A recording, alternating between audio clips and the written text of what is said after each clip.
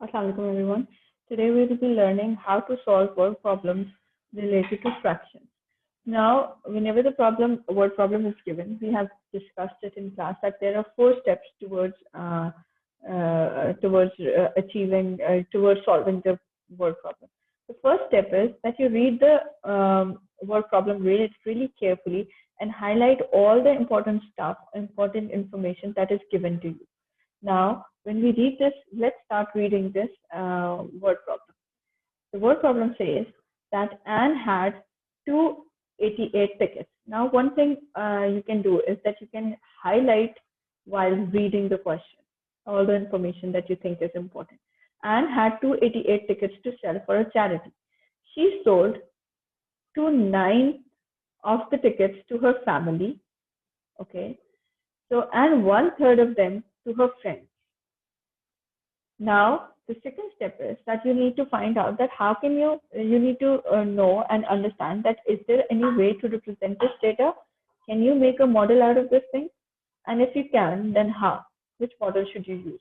And here you can see that this is whole part example in which 9 parts out of 9 parts, 2 parts of the tickets are she has sold to her family and one third of to her friends. So that by that we know that we have to make a whole part model.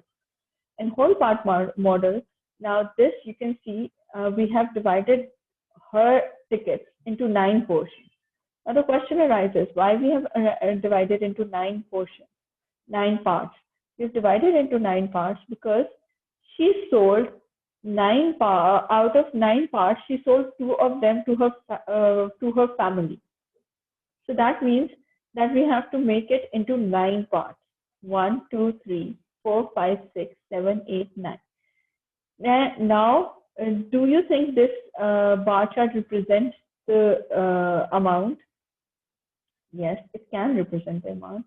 Now you write down how many Anne had 288 tickets to sell for charity. So how many are there in total? These 9 parts together, they make up 288. So we can write 288 over here. This is the total amount of tickets. Now she gave 2 parts to her families, 2 out of 9. And to her friends, she gave one third of them. Now you have to find out what is one third of 9 parts. How can you find it? It has been discussed in the class that you can represent off with the multiplication sign. 1 by 3 times it with 9 and you can find out that how many parts will be used for friends. So this says 3 parts. So that means these 3 parts represents her friends. Now read the question again, and these are the ones that are left. Read the question again and see what has been asked from you. How many tickets did Anne sell to both her family and friends? Now we want to find out what is the value of these 5 units. 1, 2, 3, 4, 5. Because why there are 5? 2 for family and 3 for friends. When you combine them together, they make up 5 units. So now we can say, do we know the value of 9 units? Yes, we do. Let's just look at this picture. In 9 units is equals to 288 tickets. So can we find out if we know the value of 9 units? Can we find out the value of 1 unit? Yes, we can. How? By dividing it by 9. When we divide it by 9, the answer that we get is 32.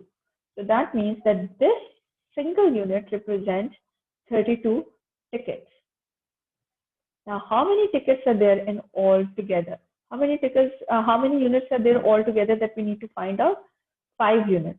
2 for family and 3 for friends. So 5 plus 3 would make it 5 units. So we know the value of 1 unit is 32.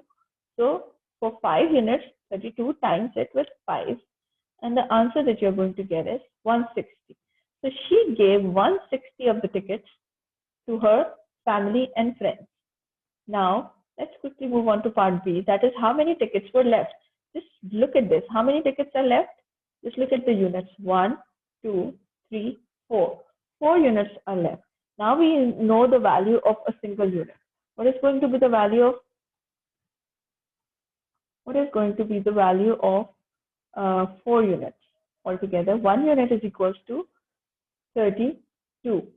So 4 units would be equal to 32 times it with 4. When you times it with 4, the answer that you get is 128. So there were 128 tickets left. Now the fourth step when you start solving the word problem is that you can recheck your answer. How can you recheck your answer? You know that 128 are the tickets that are left and 160 are the tickets that she gave to her friends and family.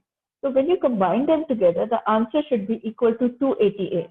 Now let's check our answer. Is our answer correct or not? If I combine 128 plus 160, am I getting 288? Let's see. 160 plus 128. Now 0 plus 8 is equals to 8. 2 plus 6 plus 2 is equals to 8. 2 plus 2 is equals to 288. So 288. The fourth step is to check your answer, recheck your answer, that whether you have corrected, whether you have solved it correctly or not. Thank you. I hope this will help you in solving word problems.